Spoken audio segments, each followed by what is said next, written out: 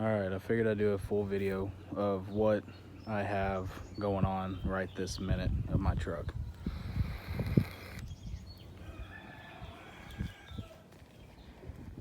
So, this is a corporate 10 bolt coming out of the 86 donor truck, which is a K10.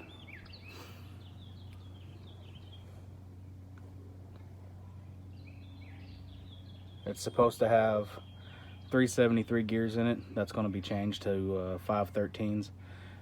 Over here, you take out the knuckle because it does not have a crossover steering bolts like what you would see over here. That was the stock arm for the 86. So we had to change that out. That's a Dana 44 knuckle. All right, and it'll come with the bolts, the bolt holes and everything in there, so you can put the new studs in and then you put it all down. If you're going with a bigger lift, anywhere between 11 and 15 inches, you'll need that block.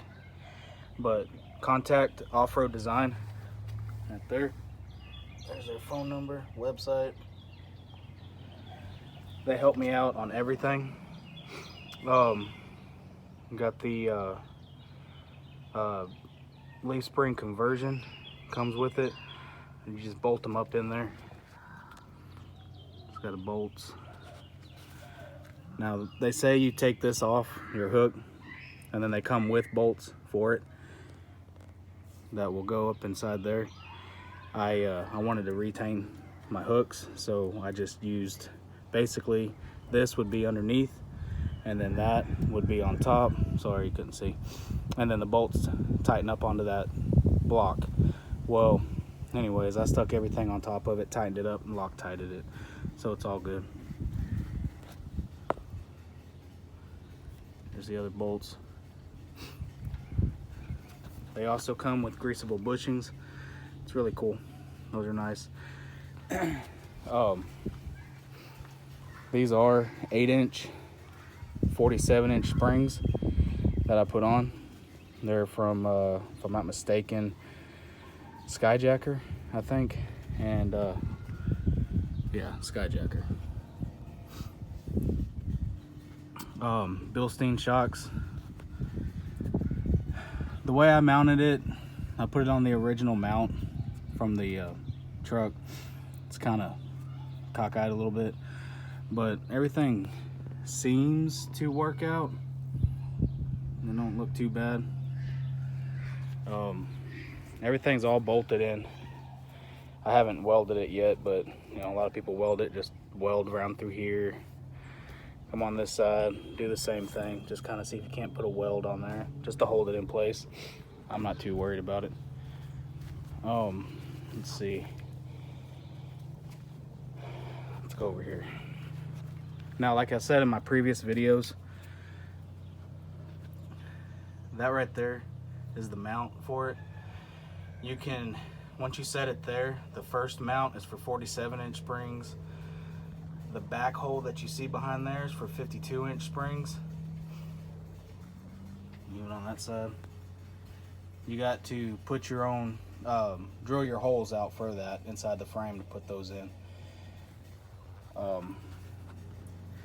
Unless you're going to re-weld it and everything, you might as well get rid of that shift linkage if you have that. That is for a turbo 400, I believe, 350, 700 R4. You'll need that linkage, but like I said, unless you're going to re-weld it, just don't even worry about it.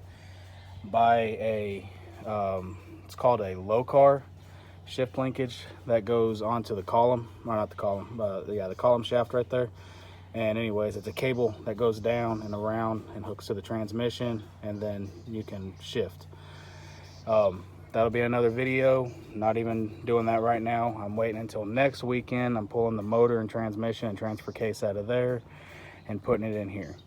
And then you'll see everything that I do from my EFI. I'm doing a Phytech EFI system with a fuel management system that's going to be put in. I'm not using the factory fuel pump. It's just going to pull it straight out of the tank. I got a new fuel pump and everything. It's called a, like I said, it's a command center thing. Anyways, let's see here. Try not to ramble too much. All that wiring is going to be fixed up. I'm going to have relays, electric fan, you name it. It's all going to be there. Long tube headers, changing all that stuff. Anyways, yeah. Now I have another video that I posted. I put 0 rate blocks on it to kind of basically give me that extra inch. It's supposed to be a total of 12 inches. You got 3 inches already from the conversion kit, 8-inch springs, and then the 1-inch block. And then I got the 3-inch body that already came on the truck when I bought it back in 05. Let's see. Let's go back over here.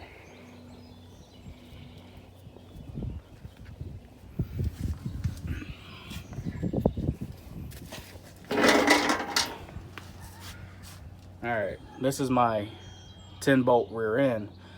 The rear end came out of a 98. I just found that out when I did the shoes on it. That was more of a bitch than putting all of that on. That is the shackle flip. I already posted another video on the shackle flip and what to do. Yes, that bottom nut right there, it is really close to that weld. So your best bet is to put a wrench on it and then just get you a socket for the other side and the back side. But anyways, put those on. These come, when you put them on, it drops at 4 inches. These shackles are 6-inch shackles, which gives you another inch. Now whenever I put it on, the axle would be too far forward. So I stuck these 0 rate blocks on, these ones, and anyways, I pulled it back 1.5 inches. I'll show you there. Hold on, give me a second.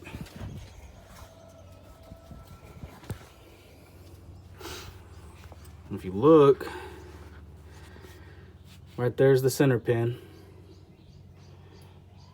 Right here now is where my center bolt's at, so that way it can pull the axle back into its original spot. There's another thing when you're doing these GMT 40s or 400s. If you get aftermarket shocks like these Bilstein, however the hell you say it. I also had to get these right here. Those are a bitch to put in. Put some grease in it and then start hammering away and they'll go in. Don't mind my wife, she was just there. Anyways, you can see it there too. That accidentally got pushed out a little bit and I didn't want to fuck with it. So, brake lines, everything came from Off-Road Design. They will help you out big time. These right here, my spring packs are 5.5-inch Pro Comp spring packs. Those I got a long time ago. As far as everything else, it's pretty much simple, straightforward putting in. You do have to drill those holes out. Once you bust out your rivets, you'll have to drill those out to I think a 7/16 or something like that. But I ended up drilling them out a 1/2 inch and they hold just fine. Everything will work out. And like I said, I'll be doing another video on the motor. Just kind of stay tuned and stay around and you'll see all that happening. Thanks for watching.